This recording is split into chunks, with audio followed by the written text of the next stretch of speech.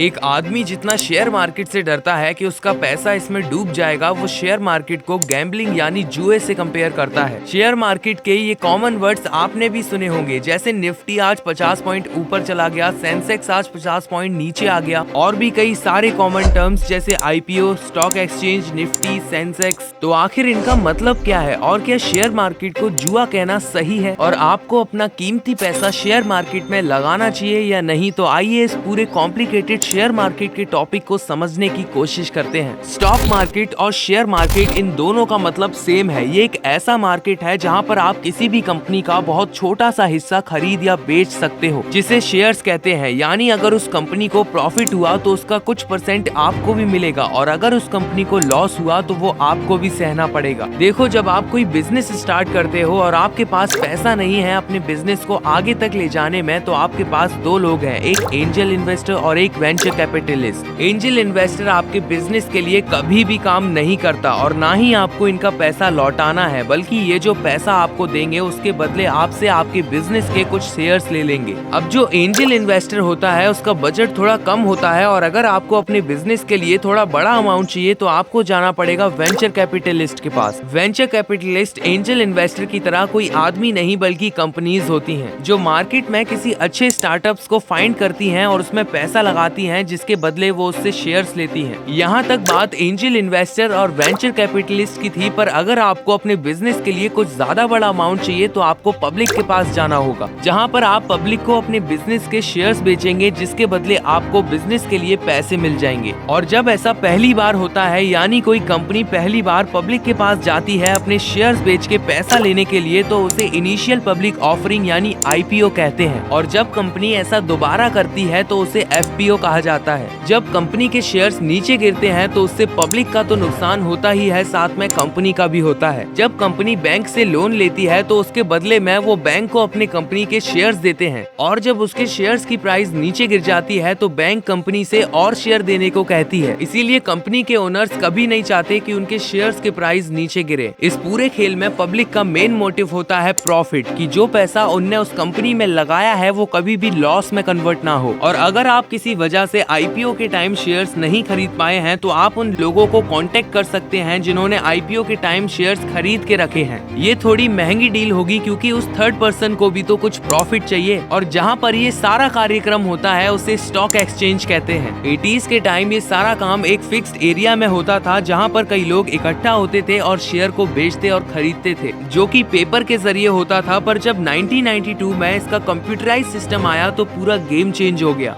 जिसे national stock exchange ने किया था। पर आगे जाके बीएसई यानी बॉम्बे स्टॉक एक्सचेंज ने भी पूरा सिस्टम कंप्यूटराइज्ड कर दिया। वैसे तो कई सारे स्टॉक एक्सचेंज अलग अलग स्टेट में हैं, पर जो बहुत ज्यादा फेमस हैं वो है नेशनल स्टॉक एक्सचेंज और बॉम्बे स्टॉक एक्सचेंज, और ये दोनों मुंबई में ही हैं। अब ये सेंसेक्स और निफ्टी क्या होता है? जब बॉम्बे स्टॉक एक्सचेंज किसी भी टॉप 30 कंपनी को उठा के पूरे मार्केट का हालचाल आगे कैसा होगा ये प्रेडिक्ट करता है, उसे सेंसेक्स कहते हैं। और जब national stock exchange top 50 companies को उठा के मार्केट को प्रेडिक्ट करता है, उसे निफ्टी कहते हैं। शेयर मार्केट में अगर आप अपना कीमती पैसा लेके उतर रहे हैं तो आपको रिसर्च करनी पड़ेगी। ये एक लंबा गेम है, आपने आज पैसा लगाया और आप कल करोड़ों कमा लो, ऐसा नहीं होता है। और ये जो मार्केट में फेक टिप्स मिलती हैं, फेक गुरुज मिलते हैं, उनसे बहुत बचकर रहिए। जो 1000-1200 में अपना कोर्स बेचकर आपको करोड़पति के सपने दिखाते हैं, तो ऐसे लोगों पे बिल्कुल भरोसा मत कीजिए। शेयर मार्केट में शेयर बेचने और खरीदने के लिए आपको मेनली 3 चीजों की जरूरत है। पहला सेविंग अकाउंट, दूसरा डीमैट अकाउंट और तीसरा ट्रेडिंग अकाउंट। और आज के टाइम पे आपको कई सारी ऐसी ट्रस्टेड ऐप मिल जाएंगी एज अ ब्रोकर, जिसमें आप अपना डीमैट अकाउंट और ट्रेडिंग अकाउंट सब खोल सकते हैं।